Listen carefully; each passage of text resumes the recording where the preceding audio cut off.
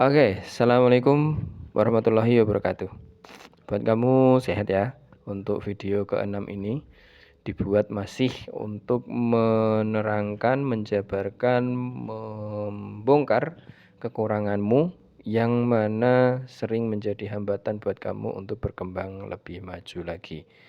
Oke, sebelum kita ke video yang ke-6 atau judul video yang ke-6, kemarin tak lihat videomu yang kelima itu ada yang nonton. Kayaknya 8 berapa. Sepertinya kamu harus minta maaf karena 5 videomu itu sangat tidak berkualitas untuk ditonton. Pendapatku sendiri. Walaupun sebenarnya secara poin ada, tapi sangat tidak terstruktur, tidak rapi begitu. Juga nggak jelas itu apa. Makanya di video ke-6 ini saya kepada teman-teman yang nonton kita nih ya, biar saya yang sampaikan atau saya yang jelaskan sebenarnya apa konsep dari video atau konten kita ini. Konten kita ini, video kita ini sebenarnya konsepnya adalah saya Sanyu namanya, memberi masukan atau nasihat kepada teman saya Jiku, namanya Jiku, agar dia lebih berkembang lagi. Ya, saya memang tugasnya untuk memberi masukan, nasihat, dan membongkar kekurangan-kekurangan ini, kekurangan-kekurangan dari Jiku agar dia lebih berkembang lebih baik lagi. Oke, seperti itu mungkin yang konsep sederhananya. Apakah ada cerita tentang Jiku dan Sanyu dan Jiku ini? Mungkin bisa dijelaskan nanti di video-video selanjutnya yang akan di-upload lagi gitu ya teman-teman ya. Yang mampir nonton biar jelas lagi di video 6 ini kita jelaskan atau kita perkenalkan diri kita. Oke, lanjut buat Jiku. Oke, sekarang karena sudah perkenalan maka saya panggilnya nama saja nggak apa-apa. Buat Jiku,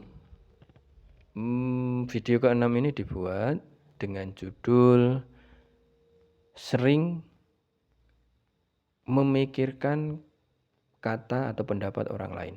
Ya, ini satu penyakit yang sangat fatal juga. Walaupun ini setelah saya bertemu banyak orang juga, banyak yang curhat, banyak yang ngomong tanpa mereka sadari saat mereka mengeluarkan ide pun faktor ini, memikirkan kata orang ini selalu nyempil atau bahkan jadi faktor besar yang mereka pertimbangkan. Padahal secara sistem ide itu untuk diaplikasikan, gimana bungnya? Secara untuk mengaplikasikan ide, mewujudkan ide, itu tidak termasuk kata orang lain itu. Kecuali kalau memang itu ada aturan-aturan yang harus melibatkan orang. Gitu itu mungkin bisa. Tapi kalau pendapat mengenai ide kita, kata-kata orang lain mengenai ide kita, itu sebenarnya tidak masuk ya teman-teman ya. Tapi selalu jadi momok atau jadi faktor terbesar dari kita untuk mewujudkan ide itu. Kita runut dulu, kenapa bisa seperti itu. Setelah kenapa saya panggilnya teman-teman ya, karena perkenalan tadi ya. Setelah kita lihat tadi setelah kita lihat tadi Jiku, kita temukan kan apa atau beberapa alasan yang membuatmu itu menjadi orang yang selalu atau sering memikirkan kata-kata orang lain untuk mewujudkan ide. Belum sampai mewujudkan ide.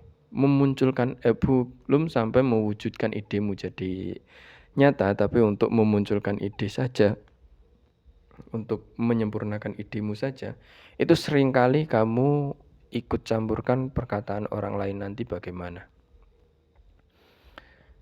Jadi ada beberapa hal yang itu menurutku sendiri,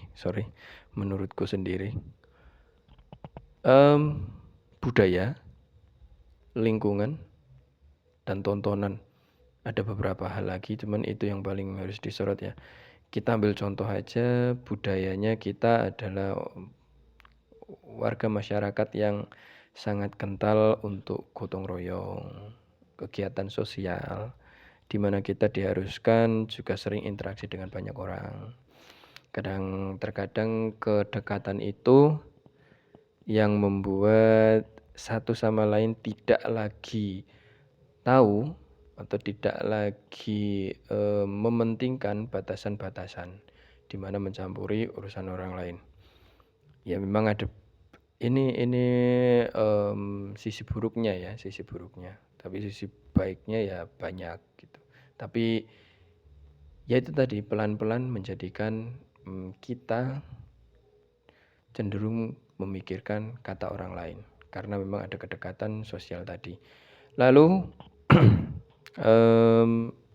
tontonan atau apa yang dikonsumsi seperti kita tahu acara-acara televisi ya sudah nggak sebutkan, ada sinetron, ada dan segala macam yang mana kebanyakan mengurusi atau membicarakan urusan orang lain. Itu juga jadi faktor bagaimana kekurangan itu atau keburukan memikirkan kata orang lain tadi menjadi semakin besar atau menjadi semakin menempel di kepala banyak orang, termasuk kamu, Ciko. Jadi itu beberapa hal yang mempengaruhi dan itu beberapa hal yang mungkin banyak orang tidak sadar menjadikan kata atau istilah memikirkan kata orang lain tadi menjadi semakin besar. Terus gimana? Sebenarnya cukup disadari aja ya, solusinya maksudnya ya. Sebenarnya cukup disadari aja bahwa yaitu memikirkan kata orang lain adalah sesuatu yang buruk. Pertama itu disadari bahwa itu sesuatu yang buruk, memikirkan kata orang lain untuk kita bisa mewujudkan ide kita, mengembangkan ide kita, menyempurnakan ide kita menjadi sesuatu yang benar-benar nyata, itu adalah sesuatu yang buruk. Lalu kayaknya kalau kamu ingat dulu pernah kamu jadiin sesuatu yang menjadi peganganmu dari si Master Deddy Corbuzier bilang bahwa kita untuk kamu itu nggak akan pernah bisa bikin semua orang bahagia. Nah ini benar kan? Ini benar.